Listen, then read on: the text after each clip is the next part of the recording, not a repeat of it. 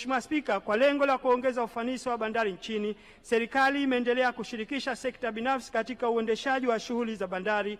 kwa kuingia ubia na kampuni ya DP World na Tanzania East Africa Gateway Limited katika kuendeleza na kuendesha baadhi ya maeneo ya bandari ya Dar es Salaam.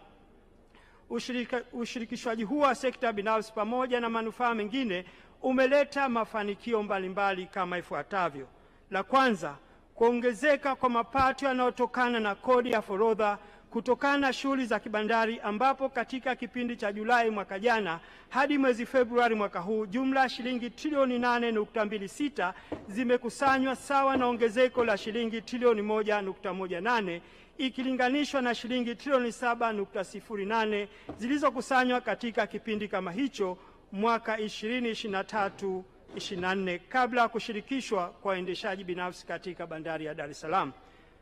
Pili, kupunguza kwa gharama za uendeshaji wa bandari ya Dar es Salaam kutoka shilingi bilioni 775.01 hadi kufikia shilingi bilioni 685.16 sawa na punguzo la 30%.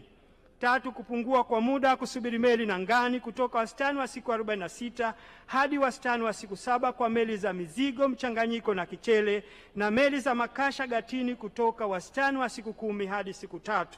Na nne, kuongezwa kwa wastani wa shehena makasha inayohudumiwa kwa mwezi kutoka makasha 17,000 hadi makasha 25,000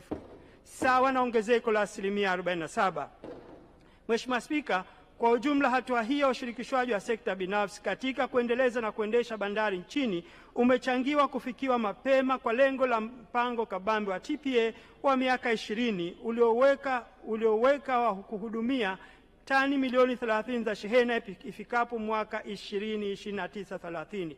Hata hivyo, matokeo ya uendeshaji wa bandari hadi kufikia mwezi Machi mwaka huu, tayari ufanisi wa uhudumiaji wa shehena wa bandari zote nchini umefikia tani 27 milioni nukta 55, na kwa mwenendo huu lengo la kufikia tani milioni 30 litafikiwa mapema kabla muda wake uliowekwa.